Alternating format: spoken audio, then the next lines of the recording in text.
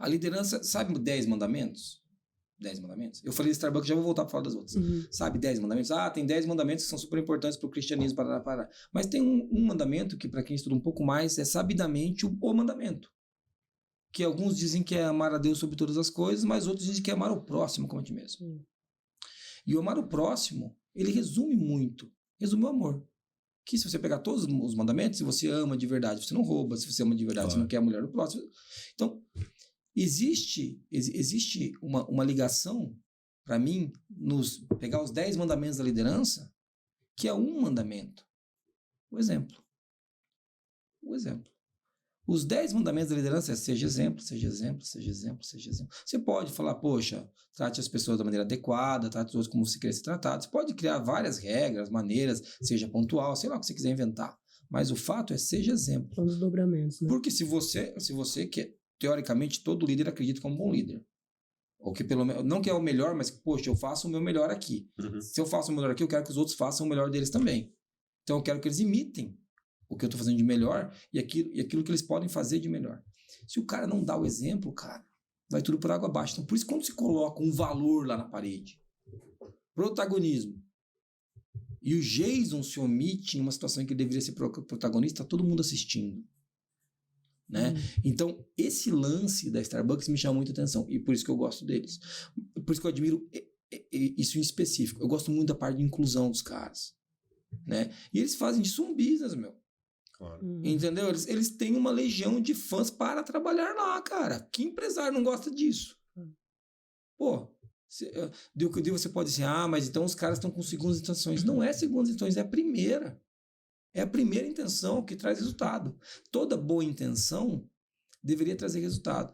E para falar de cultura agora, e para fechar esse assunto do exemplo e da gente executar o que a gente diz que fala, a gente ser coerente, né? Aquilo que a gente diz e congruente, aquilo que a gente diz a gente fazer e sentir. Quando a gente está falando desse lance da Starbucks, deles fazerem e deles colocarem, às vezes eu me pergunto o quanto que nós, enquanto líderes, estamos atentos às posturas que a gente tem que evitar. E eu conversava isso ontem com a Monize.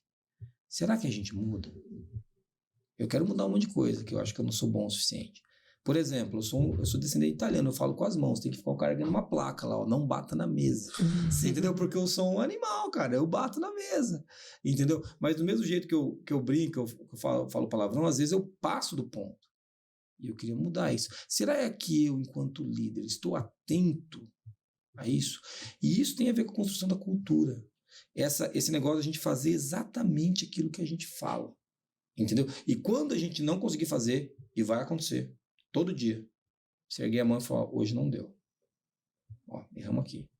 Não é ficar chicotinho, se martirizando, entendeu? Falar, cara, hoje não deu. Então, uma cultura organizacional tem muito daquilo que a empresa é e para onde ela está indo.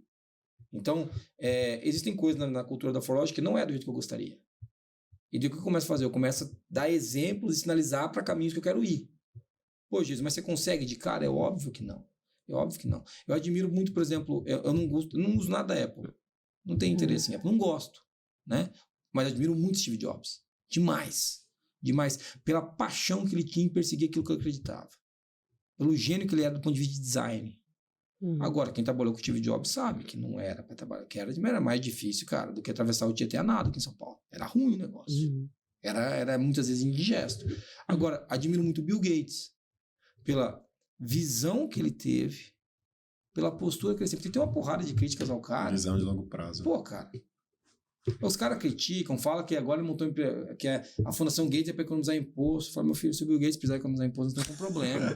Sabe, você tá entrando nessa, gente, o cara, sabe, o cara tá erradicando doenças, olha que negócio legal. Propósito. Então, assim, a gente tem que ver, o cara tá indo nessa direção. Então, eu acho que um pouco disso, então, os valores são o que fundamentam uma boa cultura e as ações representando aqueles valores são o que fazem isso sedimentar e falar, olha, isso é verdade. A gente está indo nessa direção. Você falou do exemplo como um exemplo de direcionamento para onde você quer chegar nos valores, mas você dá exemplo todo o tempo na liderança, né? Então você dá exemplo ruim também se você desvia do foco ali, isso. Todo o tempo você... E eu acho que a grande sacada é a gente entender que a gente vai dar exemplo ruim. Assumir isso logo. Falar, gente, eu vou pisar na bola. Entender quando isso acontece. E tentar corrigir, trabalhar para corrigir. Porque eu não acredito no cara que é infalível, cara. Eu sou pai. Meu filho tem 7 anos, o Raul tem 7, a Clara vai fazer 4, dia 4. Cara, eu erro pra caramba. É muito difícil ser pai, cara. A galera fala que é fácil. Meu irmão do céu, disparado é a coisa mais difícil que eu já fiz. Porque é uma vida, cara, ali, né? E tem uma frase que eu gosto muito, que eu falo, que é o seguinte, né? A gente, quando vai liderar, você vai mudar a vida de alguém. Ponto. Só que você tem que decidir para melhor ou para pior. Então decide antes de sair de casa. Você entendeu? E às vezes o ego infla, né? Eu brinco sempre que o ego é um pequeno argentino que mora dentro da gente. Né? Então ele vai com você onde você vai. Então você tem que encolher o cara. E não é normal, né? Mas é natural que isso aconteça. Sim. Entendeu? E a gente começa a acreditar muito na nossa cabeça. Né? Depois que eu passei a entender isso, e eu sempre acho que eu tô certo. Dificilmente eu me posiciono achando que eu tô errado. Então, mas peraí, mas eu posso? Tá, posso. Então vamos trabalhar com essa hipótese também. Né? Então o líder tem esse lance da gente ser o exemplo, mas ele não é infalível. Tá? Então acho que quando a gente fala de cultura organizacional, né? A gente falou um pouquinho já dos exemplos, dos valores e da liderança, enquanto o principal motor, mas não o único da cultura organizacional é a liderança. Agora, toda pessoa que você pega e coloca dentro de um grupo, modifica o grupo. Sim. Isso é teoria de grupo.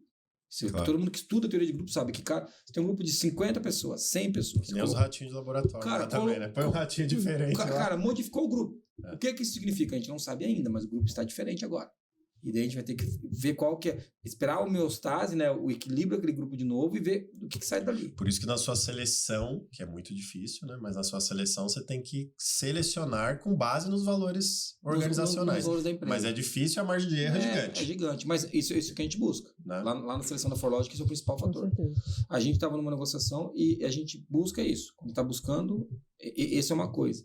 E legal que agora a gente vai falar um pouco disso, né? A gente já falou, tá numa maconha desgraçada aqui de valores e cultura, vamos para a parte prática, né? O que significa isso na parte prática? Na parte prática, a gente faz o divertimento estratégico lá. E o maior elogio que eu já recebi no divertimento estratégico, porque a gente recebe clientes no nosso divertimento. A gente traz clientes para o nosso planejamento. Divertimento é o planejamento estratégico de uma empresa esquisita. Então a gente faz divertimento estratégico. Então, é assim, o maior elogio que eu recebi, que eu achei que foi muito legal, foi quando os caras falaram assim, eu cheguei no pé dos corregadores, estavam conversando em 10 clientes. Eu cheguei assim, tipo, braço cruzado, sem falar. E eu ouvi um falando, cara, é impressionante, né? Eles são aqui igual eles são por telefone. Eu falei, cara, olha que legal. O cara viu que não é um teatro. Porque a gente é esquisitão mesmo. Dentro do nosso propósito, que é um outro componente da cultura organizacional, já vou falar disso. E propósito, eu vou deixar claro para você fazer um corte. Propósito não é essa maconha que tem por aí. Propósito é uma coisa séria que os caras não sabem fazer. No nosso propósito, nem a gente sabe direito, tá? Mas assim, dos outros não sabe nada. Então eu tô tentando. O nosso propósito tem uma coisa lá que é muito forte, que é relacionamentos. Tá escrito.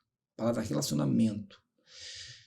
E quando eu vejo isso, os caras falaram, pô, e eu já ouvi de outro cliente, para mim também foi maravilhoso de ouvir. Quando eu falo com todas as pessoas da ForLogic, parece que eu tô falando com a mesma pessoa. Eu falo, poxa, cara, isso é muito legal de ouvir, cara. Porque é isso que eu preciso. E não é pra gente tirar a individualidade de cada um, é pelo contrário, para todo mundo poder colocar a sua individualidade a serviço de um propósito. Olha que coisa legal, cara.